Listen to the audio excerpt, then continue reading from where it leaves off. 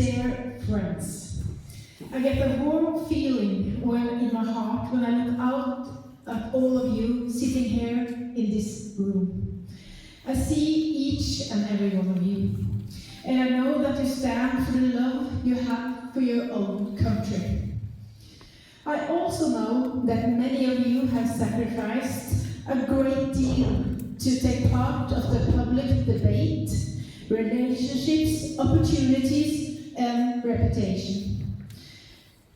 Some of you are very active in the front line, while others are loyal supporters who contribute with a like or a kind message or a warm look or a good hug. But together we are strong.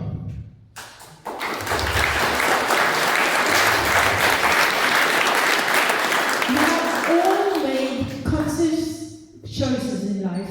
We have actively distanced ourselves from disinformation, from the narratives, from the authorities, and from the fake news. We want peace and we want respect for each other's natural borders, and we want to restore our own nations. I myself am a nationalist, and that is something that I'm proud of.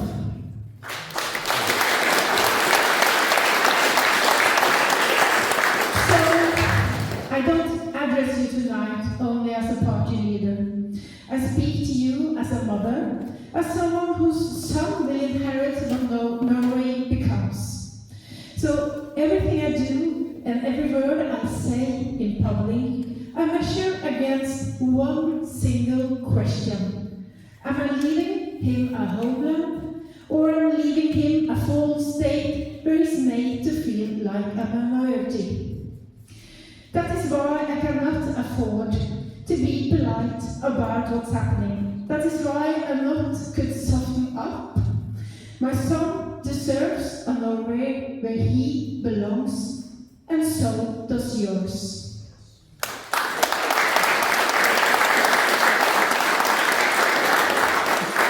Before I go further, I want to acknowledge my own organization and my youth organization. I want to deeply thank you all for organizing this and become this event to take place. So please, everybody, a big applause to my organization, Norgesdemokratene.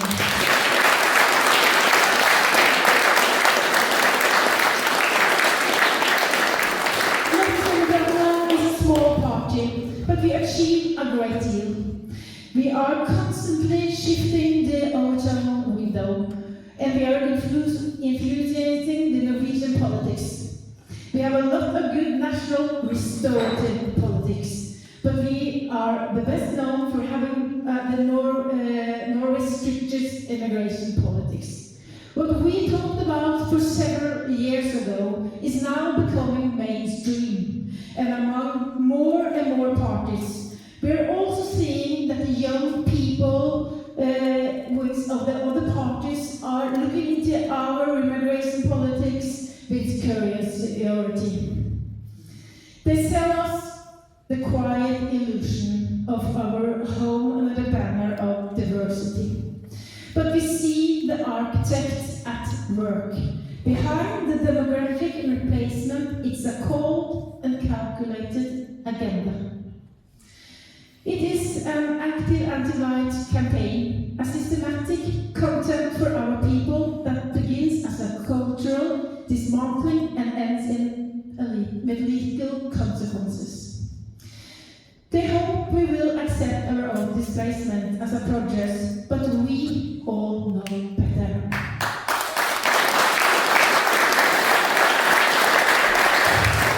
When the state treats its own people as obstacles to be managed rather than a legacy to be cherished, is no longer serving us, it is ensuring our extinction. Look at what happened to Henrik Norway, a young white boy on British soil. He told the police 9 times that he couldn't breathe. They handcuffed him, they believed the migrants' versions of events without even checking whether Henry had been stabbed. They left him to die in agony, all to shield those who were never supposed to be there in the first place. That's not incompetence, that's a choice.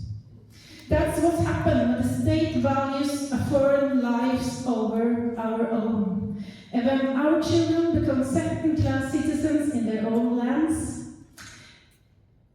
we are not hysterical when we speak of population replacement. We are simply the only ones willing to notice the bodies piling up and ask why. Last year, we organized Norges first Remigrasjon conference, the third in Europe. We had guests and video greetings from all over Europe, and several of them have sent us greetings to us again this year, and AP has traveled here once more time.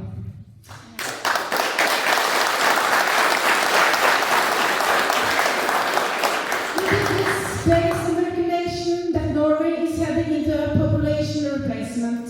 Today, everyone agrees that this is happening. We only disagree whether it's acceptable or not, and what consequences it will have for our country. For us, it's simple: adapt to Norway's laws and values, or go home.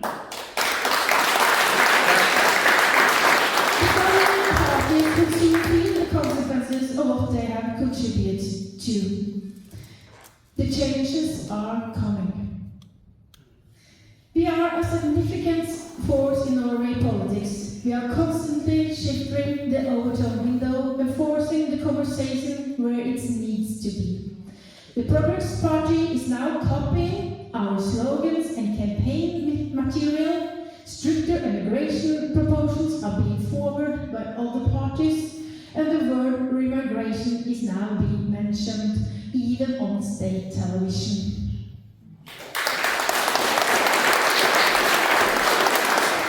More people realize that our position is the only legal path forward. We have seized the initiatives, and the momentum of the truth is on our side.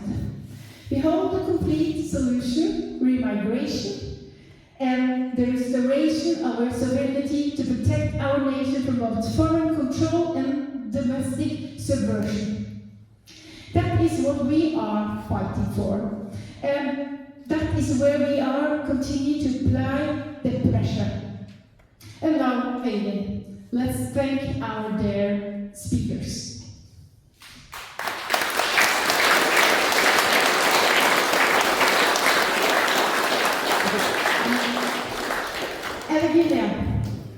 Thank you so much for taking time.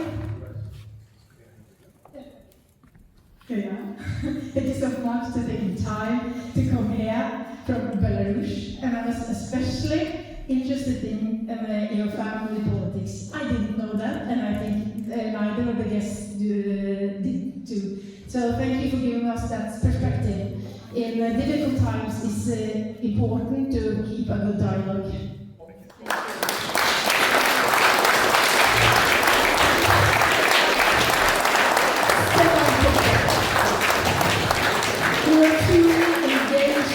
From Bromberg and the former of the U-turn of Europe. You bring deep geopolitical knowledge and a genuine belief in conversation and networking across the borders. Thank you very much. So thank you for giving a big applause.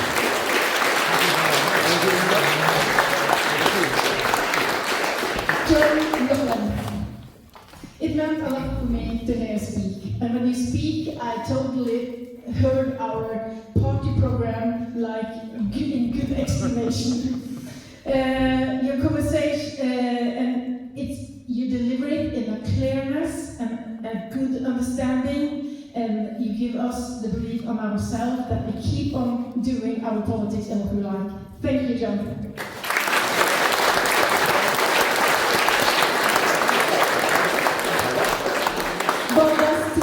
Thank you for coming here from Lithuania. And it's especially an honor for me to have a military leader with this experience to speak to us. And I know we are coming from two small countries, are fellows interested in that we have a small population, and we cherish that you come here and speak to us here tonight. Thank you very much.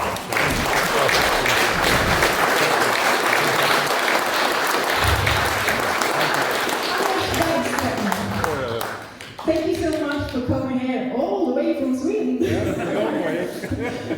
I'm so proud because the alternative for Sverige is the part in Sweden where we feel the most in common, and that you come here with experience as a policeman, and you're working as a policeman here, and so we can see your perspectives here in Norway.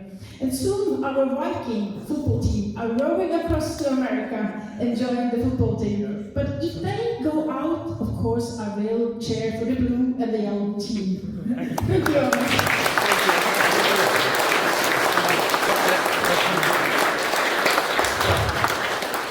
And Lena, dear Lena, thank you so much for coming again. And there's no doubt that this conference is leaning on your shoulders.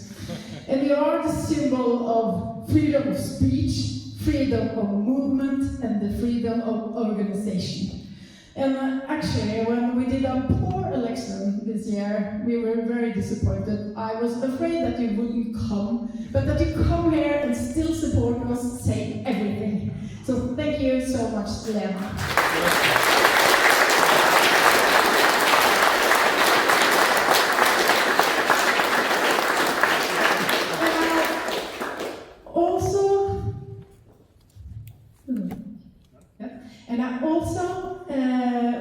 The gift you are given from us, it's a book that is Nansen and his history, and he also, of course, has gotten a slider, and that's a Norwegian invention long time ago, and we are very proud of it. So next time you eat a cheese, you try it and slice the cheese the way the Norwegians do, and think of us.